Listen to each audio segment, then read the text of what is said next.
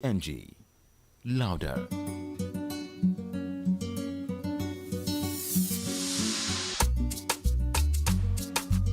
It's Silas, the marvelous producer.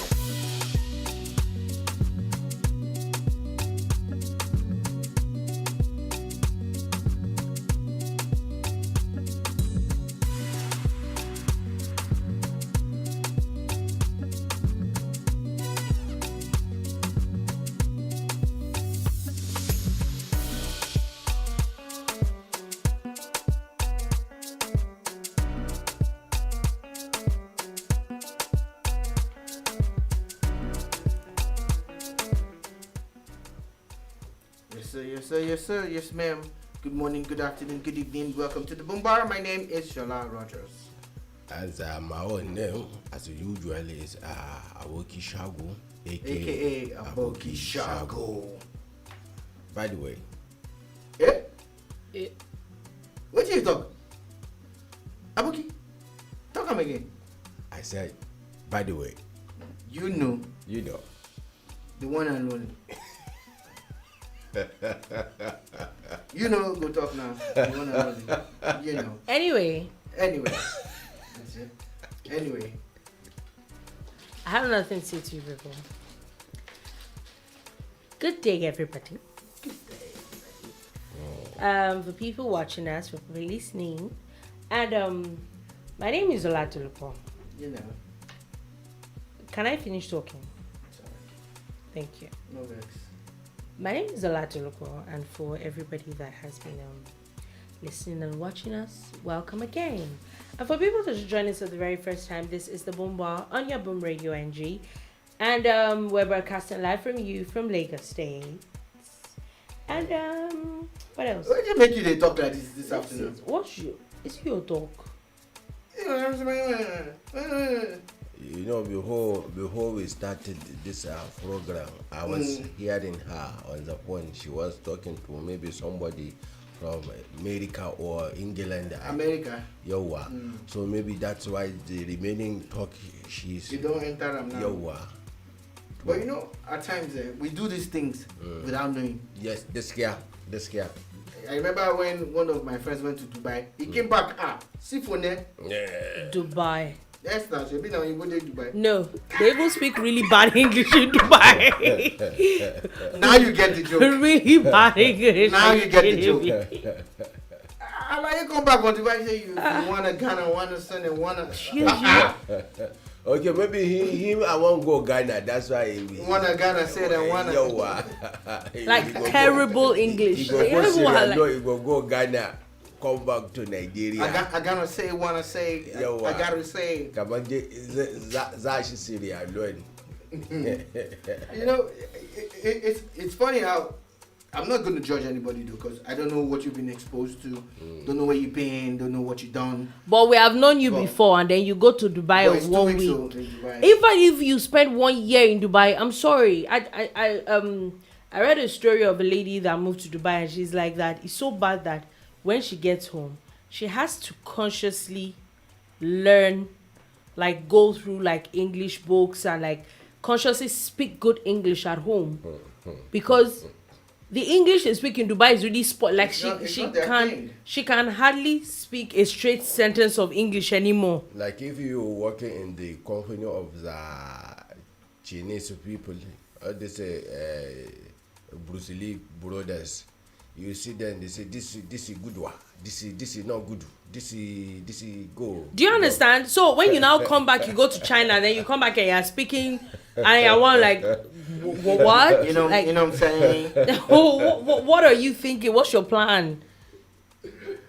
Alright, though, it's the Boom Bar, your Boom Radio NG. You know how we do it. It's music, sports, entertainment, and everything in between. And before we even go to anything happening, let us all have a moment of silence for Manchester United. Oh. Me, I cannot. Young boys can't do Man United. They literally just bust the bubble. They bust the Ronaldo bubble. They bust the boys the Ronaldo their bubble. name. Na men. They bust the Ronaldo bubble. Where the man? Na man this United. Young boys actually just didn't respect them, and they had a great They game. bust and you know? Ronaldo bubble. I So, think they were still in that. Whatever it is, euphoria. no matter how good you think you are, you must bring your A game Every day, time. every time. And you know, it's funny because we see this a lot, Mm-hmm. and we see it with, especially this is always sports generally. Is a thing that has to be sports. Take for example the in Olympics, the Nigerian, I think, wrestler that she got beaten. She was winning that game. It was just a very technical thing, and all what she did, all the 8-2 or 8-1 that she did not matter anymore. It did not matter anymore. And it's even very obvious with football, like anything can happen in football. Any single thing. One tiny slip up and that's it. And you're done for the day. Yeah, so you're done for the day, like the Lubo said. You know, it's actually very funny how, of course, must give kudos to Cristiano Ronaldo for the verve that he has brought to the team. But guess what? That's what it is. You must bring your A game. Nobody cares about your achievements the day before. It's gone. Nobody can sell granotes. Nobody can count bridge. Yeah, it's very. But funny. shout out to Chelsea and Romelu Lukaku. Yeah, everybody has been going on and on and on about Lukaku. You must give them kudos. I think it was. Why you not do shout out to my own team? Which team be that? You know, see my team. Who? Which team do you You support? know, see my team. Oh, You're not playing So, anything. Don't should not be playing yourself. we can't talk about Arsenal. You're not because playing anything. They're going to play on Thursday. Yeah, so Thursday. They're going to play on Thursday. if you Play say what? they are playing, Myopia League. Play what? Come on. Anyway, also when a lot of people got beaten a lot yesterday. Oh, yeah. Barcelona, you're wondering, okay, but it's Bayern though. But you wouldn't have thought that Bayern would beat Barcelona 3-0. Unfortunately, there's no Messi, there's no Antoine Griezmann. They beat Bayern like, oh my god. They beat Barcelona like no man's Sorry, business. Bayern beat Barca like, I'm like, 3-0. Wow. Lewandowski, Thomas Muller. I watched those goals again. I'm like, No, they beat how the them. mighty are falling. The same Barcelona. Barcelona, yeah. That time where their AC player did their Lionel Messi. Yeah, and speaking about Lionel Messi, he's playing today. Yeah. They're playing today. PSG is playing with, I think, Leipzig. No, sorry, Club Brugge. They're playing with Club Brugge today. And Man City is playing with Leipzig. Sorry. I used to call him Lion Messi. Lion. Yes, because if he's in the field of play, the way he plays, so I call him Lion Messi. Yeah, and also today, Atletico Madrid is going to be playing with FC Porto. Liverpool is playing with AC Milan. That is a match to watch, actually. Liverpool AC Milan. Liverpool AC Milan is not going It's to a be. clash of two Yes, top European yes, teams it's not with pedigree. They both won the Champions League a couple of times, Yeah, Borussia Dortmund is playing also today. Then Sporting CP, and there's a lot of Real Madrid is also playing with Inter Milan. That's also another game that's to going to be look out interesting. for. Real Yeah. Madrid versus Inter Milan. That's also another game to look out gonna be for. interesting. So that's all for football. Even though there's still a bit of sports stories here and there. Since we started with sports, let's just have all the sports stories. Now on a very unfortunate side, Nigerian Olympian Blessing Okagbare, you know that I think it was semi-finals of the Olympics heat where she was disqualified because of I think an out of play test or something. Yeah, it's really sad. It's really sad. But then she appealed, but now appeal has been denied. She lost that appeal, and now she's to begin a 4-year ban. Yeah, it's for a failed drug test, and the sad part about it is that a lot of people felt that the appeal would sail through and that she would be allowed to get back to the game that she loves the most. She's not so young. Blessing Okagbare. That's my issue. Might Like, not is she be really able to going come to back. be? It means okay. So what they're saying is that she will be eligible for the next Olympics. Yeah. Yeah, the next Olympic is actually in 3 years' time. Oh, it's in 3 years' time. You Well, maybe she should bring her case to the Nigerian Supreme Court. though they're not allowed to take sporting matters to such places. She can actually take it to the Court of Arbitration for Sports. Yeah. So nobody knows yet, but it looks like she's starting that ban. That ban is starting earnestly. It's not a very nice thing, but it is what it is, as they say. I really feel for her. She's someone that I actually love and admire a lot. I know that she put in a lot into her craft. She's not a doping villain. She's not that kind of person. You know, things go wrong in sports, especially in athletics. In athletics, they're really, really strict. Let's be honest. They're very, very strict. When one of, I think it was the Ezenwa brothers way back when, the guy was asthmatic, you know, and he had used one of his drugs. Of course, it actually contained traces of some banned substances. But this guy was just taking, you know, his asthma drug, not like he was trying to... He took it innocently. Exactly. And the doping laws are so strict. They're really strict. They are. And again, you would not blame the Athletics Federation. There was a time when people like Ben Johnson, everybody remembers Ben Johnson, how fast that guy was, you know, and then the other American lady, that I think she died eventually and all of that. They look at Marion Jones. Marion Jones had a glorious career. But people didn't know until after when she actually was forced to confess. I remember the day she made that confession, she was in tears in front of the media. She had this speak and span image.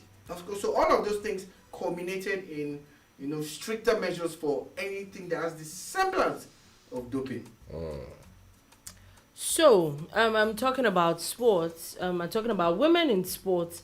We know that about last week in Afghanistan, the Taliban had come out to say that they were banning women from any form of sports and even education generally, that the only times that you're supposed to be educated, the tutor has to be a woman, or he has to be a man that is an elderly man that is certified by them. And they had like a whole lot of strict issues with women.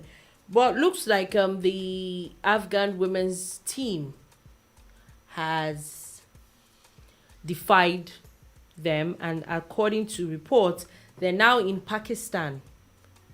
They found a way to evade the Taliban, and they ran away from Afghanistan, and they're now in they're now in Pakistan, so that they may be able to practice the sports.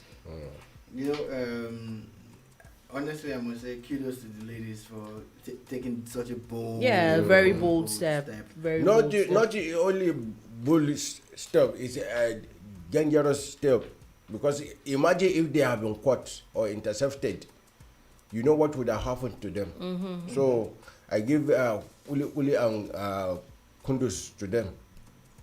What's kuli got to do with this? That is, you say kundus. Yo, me I had kuli and yes. We'll take your kuli. You know, but you see, again, you just start to think about how life can be very unfair. What makes anybody think that one gender is better than the other? Why do you think that the male gender is superior to the female gender? Why do you think that women should not be allowed to play sports? You see, for me, you remember the other time where I think it was yesterday that we were talking about people who said they were talking about terrorism. Yes, sir. Some people believe that they know better. Yes, sir. And I think at this age and time, if anybody comes out to say that the female gender by religious principle they should not do certain things, I think it's not fair. It is not fair. It is unfair. It's really unfair. Yes, I don't even think it's about fair. I think it's just about... It's not right. Right and wrong. It's not about... Because to me, at times, fair seems like, okay, let's allow. It's not about... You don't even... I don't even think the right of any human being should be put in the hands of someone else. That's it for me. No. What we should say rather is that religion should not interfere with the right of anybody, any human being. religion. You understand? Anything. Because Anything tradition. generally. you understand. People's right to life, people's right to I think association, people's humanity right comes to. first. That's my Yeah, point. wow. That's it. You're That's first it. a human being. Before It's just wrong. It's all It's messed just up. it's wrong It's on all messed up. levels, and But that's I'm it. glad that the Afghan women's football team Decided to actually take the you bull know, by the horn, and they're out of the country. they're out of the country. Hopefully, other people with sporting interest that have, some funds And might thankful be able to to take also them in. countries that Like, actually help That them. actually allow them to leave. Mm-hmm. I know some people have been working behind the scenes, trying to get them some funding and all of that. I hope it continues. like yesterday, 3 former American presidents, Barack Obama, Clinton, and W. Bush Yeah. came together to form a coalition consisting of other Americans and business societies, Okay. to form what they call welcome.us. The sole aim of this group is to help the Afghan people. Wow. You understand? All donation, encouragement to accommodate by American families to at least accommodate one Afghan family. Wow. It's been preached through that coalition. Oh, yeah. You understand? So I think it's a welcome idea. That is humanity. They are not even saying because it's an Islamic nation that these people are, the other faiths, that they are not going to do anything. So humanity comes first. Comes first, yes. Always. And talking about Afghanistan, we're still talking about sports here, but just wanted to divert a little bit since we're talking about Afghanistan. Since we're there, let's stay there for a Yeah. bit. And But me, I'll wait at the border. You guys can. there are reports that the so-called Taliban are still fighting by themselves. What do you expect? No, I honestly thought. Can I have that tablet, please? Okay. I honestly thought that they would have sorted out their issues Before forming a government. There is no way they can sort issues because we have seen it even here in Nigeria. It's a marriage of strange bedfellows. You understand? When All sorts of people with all sorts of funny. when Boko Haram started, we had that this leader and that leader, and within the same organization. And now called there are so Boko many Haram. splinter groups You and all understand? that. I get what So you're that saying. is I get that it. is the issue. So it's very hilarious. We'll see where that will lead. But still talking about sports here. Now, it has been announced that the CAF president will be joined by the FIFA president, who would actually also attend the Aisha Buhari Cup. Well, This Aisha Buhari Cup seems to be really gaining a lot of. Yeah, when you take a look at what's happening in football in Africa, you'll find that the president of the Nigerian Football Federation, Amaju Pinnick, is also a FIFA board member. You get, so it seems to be on the good side of the FIFA president, Gianni Infantino, and I think they were instrumental to bringing in this current CAF president, Dr. Moshepe. So they're like the same carcass, so it's a good thing. Again, that's like the politics of it. But on, generally speaking, in fairness to FIFA, they've been doing a lot in the area of women's football. They've been talking about investing more in women's football, creating some kind of funding. Some monies were even allocated to women's football a couple of months ago. I think Nigeria was supposed to get part of that. I don't know if they're finally giving it to them or not. If the players finally got it. But even during the lockdown, there were talks of trying to, help footballers and all of that. Because all these football associations, if you go and check, they're big. They have massive funds. Yeah. So during the lockdown, some of the federations started saying things like, okay, why do we have all these funds if we can't help people and all of that? So kudos to FIFA, if Gianni Infantino comes for this. With his physical presence, we'll lay some credence to the tournament. Yeah, I think so. It's the first time invitational. But beyond that, Nigeria should be able to cash in on this kind of thing. Okay, so Mr. FIFA President, there are two goal projects in Nigeria. There's one at the National Stadium Surulere, there's one in Abuja. I think there are one or two in other. Can we get more? Can we get some pitches dedicated to women in the rural areas and all of that? Let's milk it for all we can. As much as we can, yeah. Yeah, I agree. I totally agree with you. And before we leave sports, finally, a former Super Eagles player, Finidi George, has now been unveiled today as the new head coach of Enyimba Football Club. Yeah, Finidi George, amazing footballer, amazing person in real life, gentle guy, very intelligent baller. He's got the badges, the European badges and everything. He's certified and everything. And I'm actually surprised that he's taking this job because, he's been working with some European clubs. He's been based in Europe all this while. Oh, okay, that is back in. And he played football and won the Champions League in his time, with Ajax and all of that. So you would have thought that he would have done better? I'm surprised that he took it not in a negative way. I'm surprised that he would take the appointment of a club side and not the national team. You understand? But it's a good thing also for him, showing that I'm sure it's not about the money for someone like him. How much are they going to pay him? He's doing well. He has a good job in Europe and everything.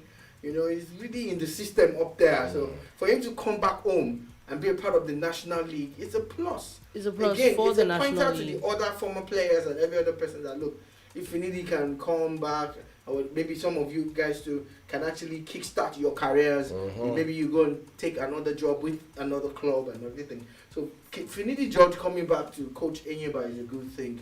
I even think that it puts a lot more credence to the league in itself. I think it's going to help Enyimba as a club and the NPFL as a whole. Like, it looks like teams are beginning to. It's not just about the politics and it's looking like it's more about serious business. They're actually dealing with it as it should be. Yeah, as it should be. So good luck to him. Wish him good luck from that end. And now let's come back to regular Nigerian stories, where there's a lot coming from the House of House of Assembly, as we know that yesterday they finally reconvened after 2 months, which I still don't understand, but who am I to complain? Anyway, 2 months of mourning. Of holidays. That is mourning. What? That's okay. Enjoyment of. The Speaker of the House of Representatives, Finidi Gbajabiamila, has of today likened the activities of the indigenous people of Biafra in the southeast region and the Yoruba Nation in the southwest region as those of the Boko Haram and the Islamic State West African Province ISWAP terrorist groups. That's a serious matter. Well, that's strong, but hey, come to think of it, what does the law say about these things? You understand? So if the speaker is saying this, it shows you what the government is thinking. It's like him mirroring or projecting what the federal government thinks, because he's a part of the government and he's a part of the ruling party. You understand? So if the speaker says that all the separationist groups or the Yoruba Nation and the IPOB or IPOB people are likable to terrorists, there's one thing I want to hope that the speaker will address, and not just the speaker, the federal government of Nigeria and the security apparatus of Nigeria. There's a man called Sheikh Gumi. I don't understand. If the speaker of Nigeria says that we should liken what Sunday Igboho, Nnamdi Kanu have gotten up to or are getting up to as any news about Sunday Igboho though? Oh, there's an headline that I didn't bother to open. I think there's something about him, a direct quote for him saying he has forgiven the Beninois lawyer that abandoned him, that no hard feelings, that he has forgiven him. But that's the headline. I didn't read the story. I can't go for that. Wait. I can't go. I just have a question. Don't ask me. No, I have a question. Ask I want to Aboki. ask. Okay, Aboki. If he has forgiven the Beninois lawyer that abandoned him, what is the court saying Because we all know that is a human right that even if you do not have a lawyer, it is on the Benin government to provide one for him. Yeah. So the lawyer is not the problem. What I was asking was, what's the status? Is he coming back to Nigeria? Is he just there? What's he just there? Well, until the final determination of the court case.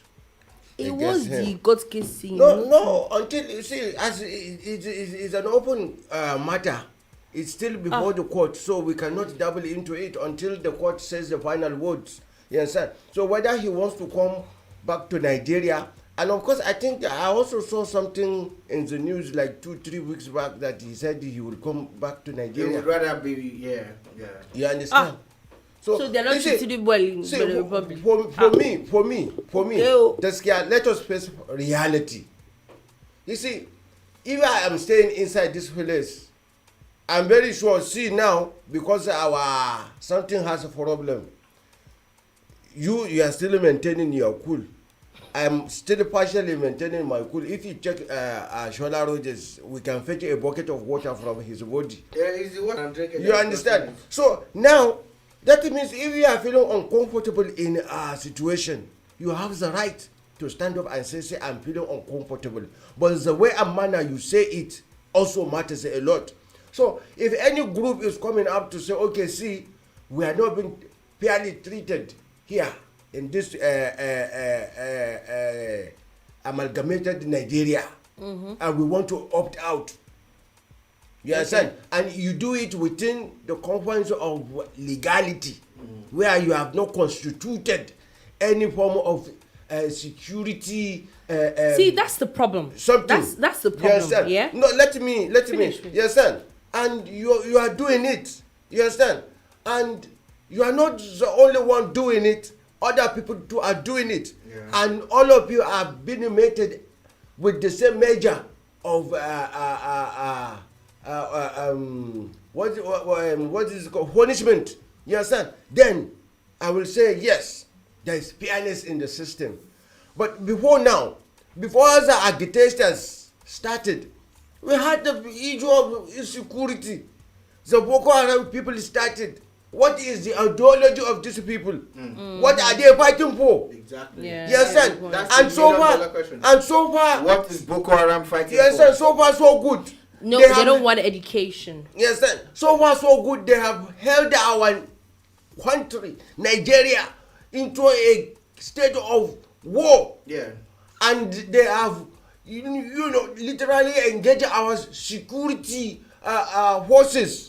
And billions and billions and billions of nairas have been spent, and yet we are not. We're still at war. You understand? But now, these people, I'm taking section by section. I'm taking the one, and of course, later on we started having kidnappers coming out of the forest, calling themselves bandits.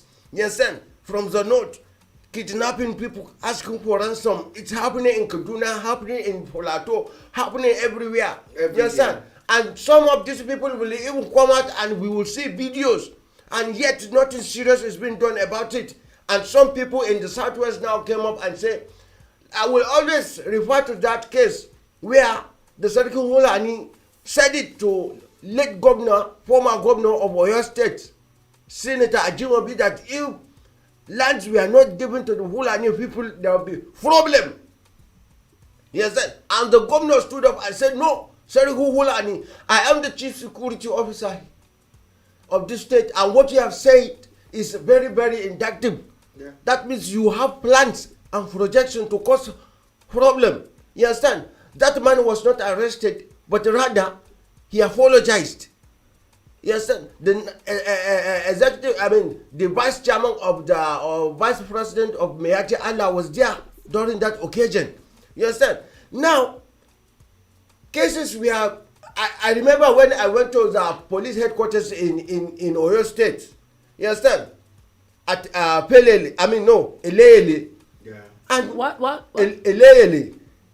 Police headquarters in Elele. Elele. Yeah. You understand? Okay. And there were cases of kidnappers who were arrested, and they are of a particular tribe, and they made it known to the press that they get shipment of arms and ammunition from the north, which was being carried to them in vehicles conveying animals, cows, down to the southwest. And that is where they get their shipment, and once they are done operating, they return it back, and the money they receive for ransom is sent back, to their leaders in the north, where they use it to buy arms and ammunition. It's a business. You understand? So now, we have also seen Sheikh Gumi going in and out of the forest, having conversations. He knows where these people are. Yes, and all. Yeah, and nothing has been done. Yes, sir. Now somebody from the southwest is saying that, okay, I will go to my people in Igboho and help them to resolve their security matter. Because as a matter of fact, the people who were killed, the professor, the woman whose husband, her fiancé was killed, are they not human beings? And do you say that these people should open their eyes and continue to see this? Yeah, and I think that. Yes, and somebody stood up, and from there, he felt that, okay, this thing is like, because, let us face the truth as Nigerians. Yes, sir. If we really want to move forward and we want to remain united, we must always say the truth at all time. Now, it is seen that, okay, the particular tribe who are perpetrating this dastardly act, they are related to Mr. President. And they felt slighted that, see, it's like this man is not, because one major problem I have with President Muhammad Buhari is that most of the time, when these things happen, you understand, when he is supposed to come out as the leader of the Federal Republic of Nigeria to address the issues, he will not talk. That's the truth. It's there. You understand? And these people felt, saddened by this situation. They decided to say, okay, no, let us now do Yoruba Nation. You understand? And they started something, saying that, okay, the Fulani people must also live in Yoruba land. You understand? And so many other things. You understand? So now, at the end of the day, now I will now go to the southeast. For me, the southeastern people, as far as I'm concerned, they do not have any business saying they want to pull out of Nigeria. You know why? Because they have gained more from other parts of Nigeria than, remaining in their compounds. Go to any part of Nigeria, just like Sholaro just said yesterday, you find them there doing very well. In fact, I was shocked. I went to a very remote village in Ogun State, and I saw an Igbo man. He has the biggest shop in that village. He sells rice, beans, gari, red and yellow. He sells all manner of things, Maggi, everything. You understand? And people are patronizing him. Is it that the people of that community do not have? Yes, sir. Yeah. And they did discriminate against him. Yes, sir. They were happy with the fact that he has brought his business there. Yes, sir. That is one. The only area is that, just like Jola Rogers pointed out, if you take a look at it in terms of who has occupied the topmost position in Nigeria, it was only Agu Nronsi and Nnamdi Azikiwe. You understand? For me, I think we should see that even within the eastern tribes, there will still be 1, 2, or 3 people who still believe in the unity of Nigeria, and they have come out separately, but because they have not really gotten the alignment that will help them. You understand? We all know what President Muhammad Buhari has gone through before he got what he has today. You understand? Until he got the right alignment. Now he is in power. What I think the Igbo people should do, instead of crying for separation, they should realign their strategies and realign with the people that will help them get the mandate which they crave for, which is to become president of the Federal Republic of. It's not that they cannot become president. Yes, there is this mindset of some people that if an Igbo person becomes president today, the first thing he will do is to begin the process of separating Biafra from Nigeria, which I don't really agree. You understand? There are a lot of Igbo people. It's not that. I don't even think it's not that uneasy to unbundle a country that constitutionally does not even entertain it. That's the first thing. Such things. It doesn't. However, I listened to everything that you said, you know, and of course, these are things that we've discussed before, and some you brought in a different perspective too. I still feel that my brothers from the East, my sisters from the East, they're not playing this political game right. Some of them. Yeah. I feel that most of them, not some, most of them, and you ask me why, and I will explain. Since we started this republic in 1999, check the voting pattern. The voting pattern, there's no block. There are 6 geopolitical zones in Nigeria, as agreed to in 1999, 98, 99. And check the voting pattern block by block. One block has been the most loyal and most consistent when voting for the PDP.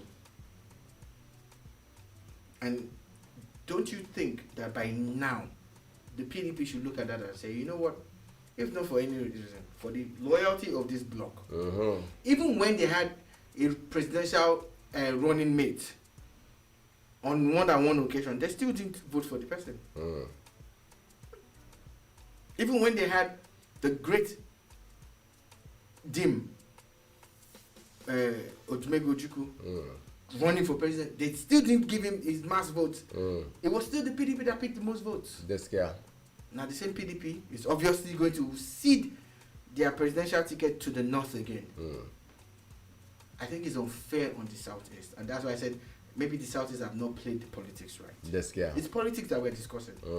You don't have to agree. You can come with your own superior argument, and we would learn from it. No, that is why I said they need to realign. So for me, the Igbo nation, our brothers from the east, have started playing it now.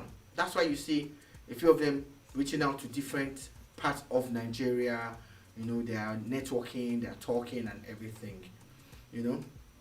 However, having said all of that, I would still want, if not for anything, if just for the sake of unity and the sake of togetherness, I would still want an Igbo president. But not Igbo president for the sake of Igbo president. Igbo president that will for the sake of Nigeria. Be someone that can move Nigeria forward. Just yeah. So whoever you are and you feel you're Igbo and whatever party you belong to, start the work now. In fact, start the work yesterday. Because you have a lot of people to contend with. Just yeah. You get. But in a level playing field, hopefully we will be able to get the best for Nigeria at the end of the day. Because Nigeria does really need to move forward in leaps and bounds. Yes, yeah. You get. So, sorry, please excuse me.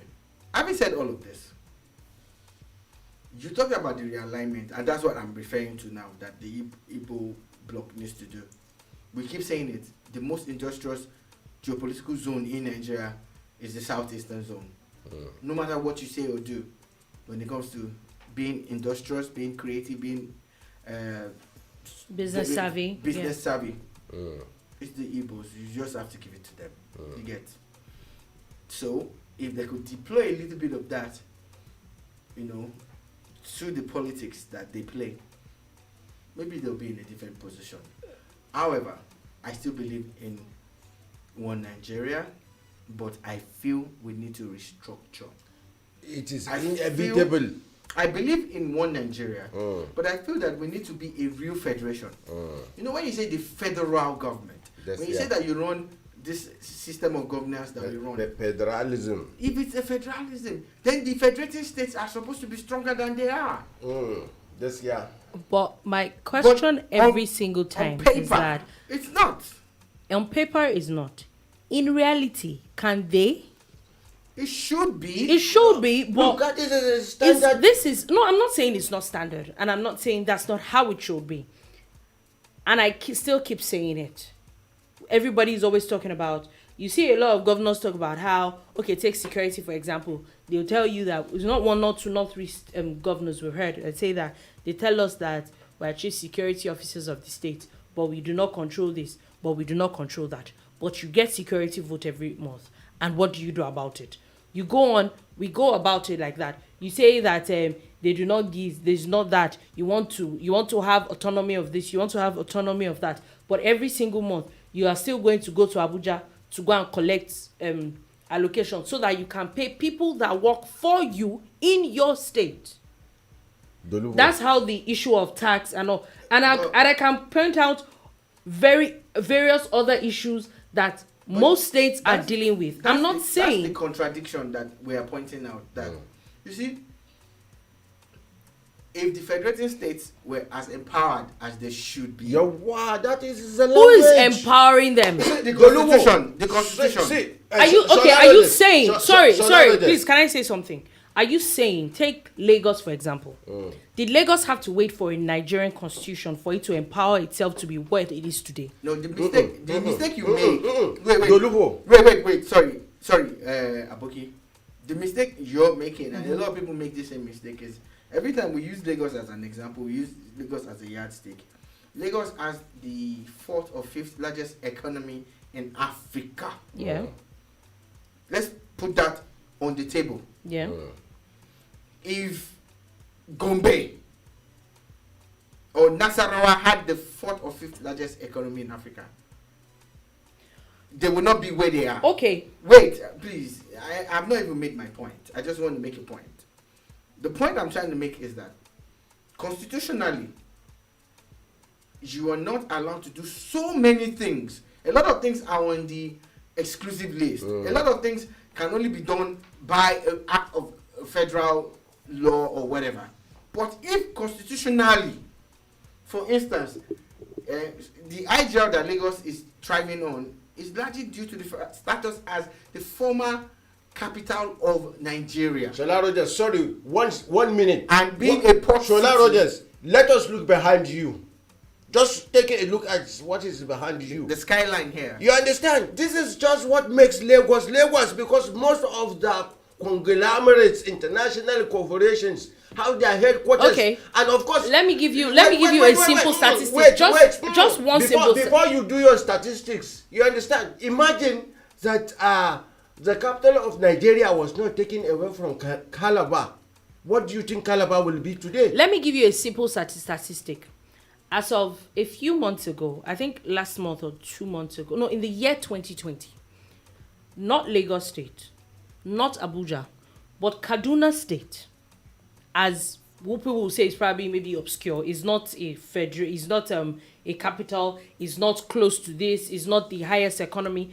Kaduna State in the whole of Nigeria was the one that drew in the most foreign investment, highest foreign FDI in the whole of Nigeria. A state that has, let's even say, with a lot of insecurity and all, with the issues that Kaduna had, Kaduna was still able to draw in that much foreign investment.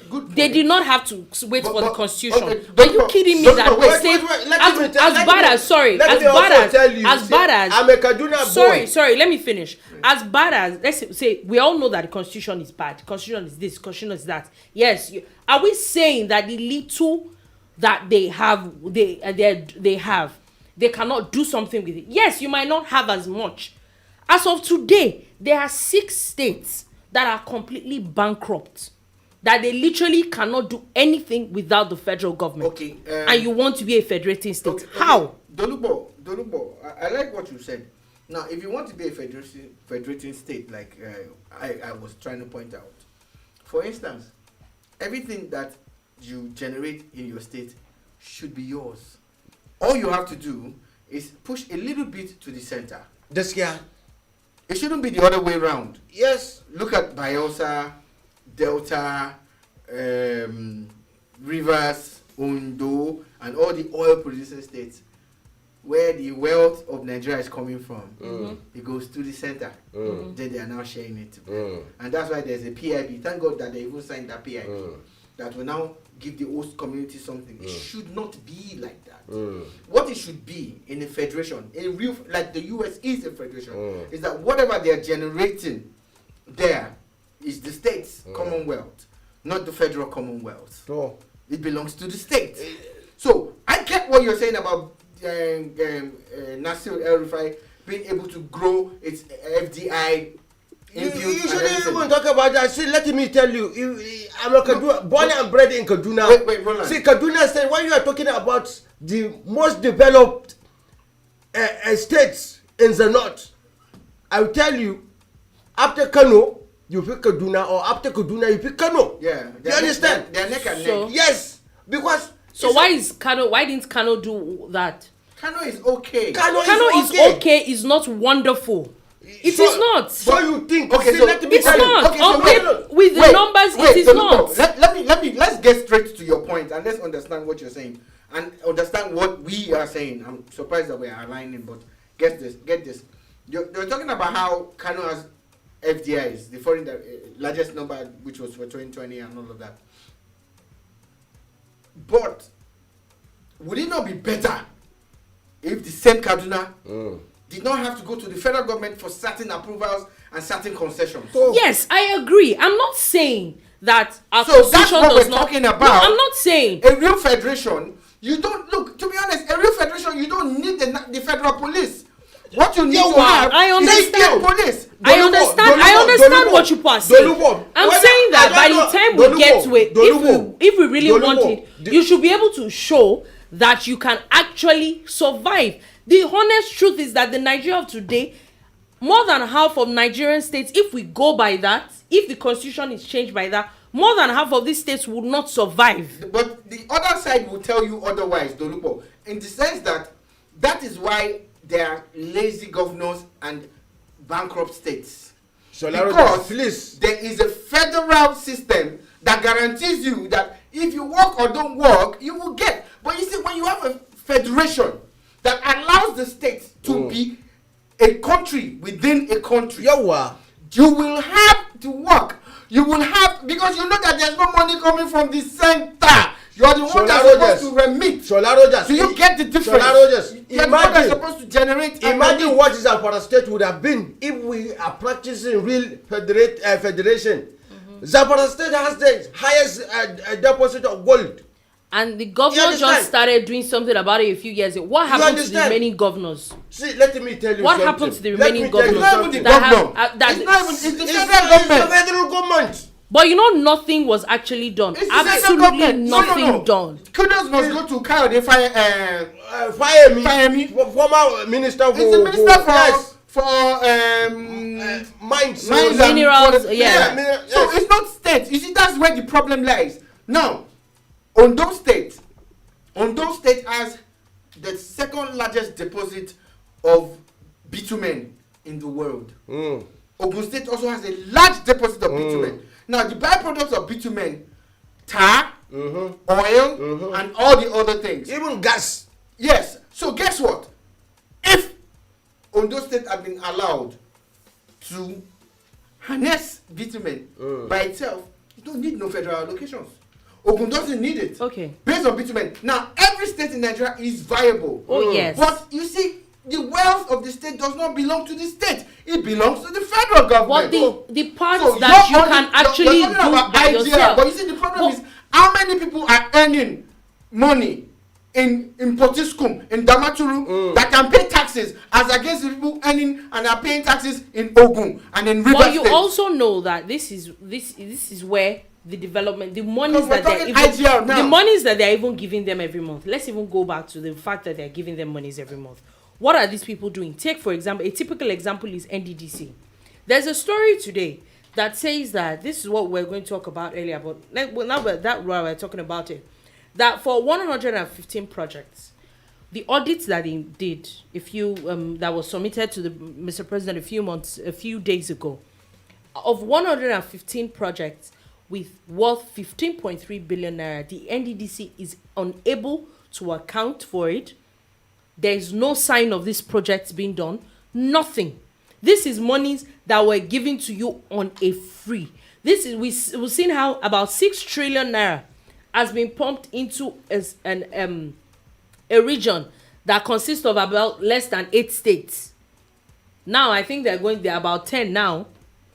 Less than 8 states within a number of years, and absolutely nothing was done. Imagine if that same region was given the whole set of money that comes that oil comes out from. But it would What not would have have happened. You happened? see, the NDDC is an anomaly. The NDDC is a child of necessity. It would not have happened if Delta State was harnessing its oil by itself and selling abroad. There would not be need for any NDDC. There won't be need for any NDC. But are we also sure that they will actually still not have the same issues that these states will still have? Look, it will be unfair if we base our discussions on conjectures and. But this is what is happening in the NDDC. The NDDC is compiled. There is marked development in Delta State. I have seen it. I have observed it. I have read about it. Delta State is not just NDDC. That's what I'm saying. I used Delta as an example. You are using the rot in the NDDC to judge a state government. And I'm telling you that there are two different scenarios. And we must be able to open our minds to see these things. If every state are taking charge of its resources, if every state are taking charge of its resources, and they didn't have to wait for the federal government to tell them how to use their resources, we will not be where we are. It's like you buy land and you are living in an estate, and they are telling you because you live in an estate, you can't use your generator at this time, you can't talk to your wife at this time, you cannot play with your children. Do you get what I'm saying? But the land, you bought it, you own it, but you are still being subject to some draconian estate rules, and you claim to be a federation. I'm not making excuses. I'm just telling you that Nigeria moved from a unitary system of government to a federal system of government. They claim that they are a federation, copying the US system, but not doing what the US is doing. If you say that you are a federation, then the states are supposed to federate. They're supposed to be on their own. You know, that's why you see the state of Atlanta, you see the state of Florida. They can enter into partnerships and businesses with countries. Yes. You are very right. The governor of New York can enter into a partnership with the president of Nigeria. That is what a federation is. Or if you want a confederation like Canada, then you understand what we're talking about, where the English and the French, they have their strength, and the center is not as strong as it is. So Nigeria claims to be a federation, but you're still operating a unitary system because the president is as powerful as a king, as a prime minister in a federation. It shouldn't be. There's a way that we're supposed to strike a balance. If you're really a federation, then the states should federate. The states should be on their own. They should be in charge of their resources. Then when they fail, they're on their own. Not expecting any allocation every month. Cap in hand. You see, when Dolupo started these conversations, conversation. Thank you. She said that security board. You see, if we are a true federating state, no state will go to Abuja to collect security votes. And even the security vote they are collecting, let me tell you, the commissioner of police can only answer to the state governor to a limit. The ultimate person he would listen to is the IGP. The IG. I get it. What I'm saying is that if you have a military formation in your state, you cannot give directive to the army. What I'm saying. What I am saying is that it is what it is right now. We know that, or before we get to what you are saying, we're hoping that it gets there. What I will still keep saying is that with what the resources you have with you, what are you doing with it? That's it for me. Are you really maximizing what you're using, what you are being given? The truth is, mostly no. You know why? Because they're lazy. You see, people don't want to do things. Good enough for you. People don't want to do things. A lot of people, you see, we must say the truth. We must say it the way it is. So many people, let's say, for example, now, on a particular platform where I belong, you remember on the 2nd of September, this month, President Muhammadu Buhari said that the Jubilee Fellowship job, that they are going to employment 20,000 people. Yeah. You understand? And so many people who are working, because they heard about the amount of money that they will be paid, about 80,000 something. And a lot of people who are working somewhere else are busy going to apply for the same job competing with those who don't even have even job have a at all. That's it. So at The end of the day, you see so many people. So many people are going into state employment, federal employment, instead of creating jobs.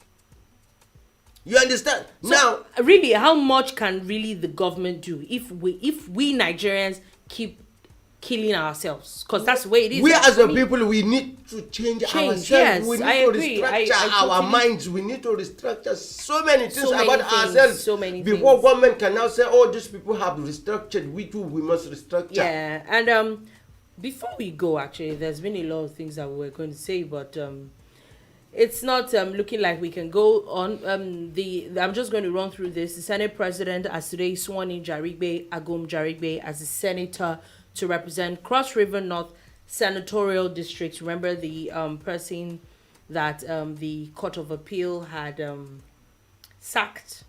He had sacked Stephen Ode. Sorry, he had sacked Stephen Ode, and then so today, before the state plenary, the Senate President had sworn in a new person for Cross River North Senatorial District.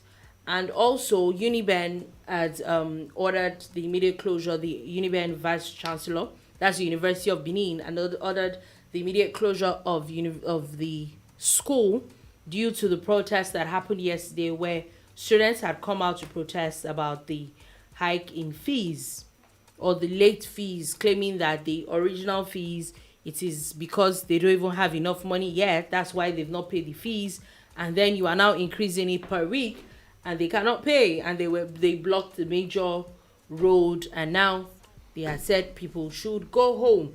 And now finally, before we go, there is good news. That's the federal government, specifically the Minister of Information and Culture, Lai Mohammed, has given the assurance that Twitter will be unbanned very, very soon. According to him, he said that it's going to be, hopefully it will be in a couple of days. Even though he did not give a specific timeline, he's saying that there are ongoing discussions with the government and Twitter, and it has been productive and respective. And I remember a few days ago, I think the owner of Twitter had also come out that they're in talks with the Nigerian government. So that seems like some form of good news for all Twitter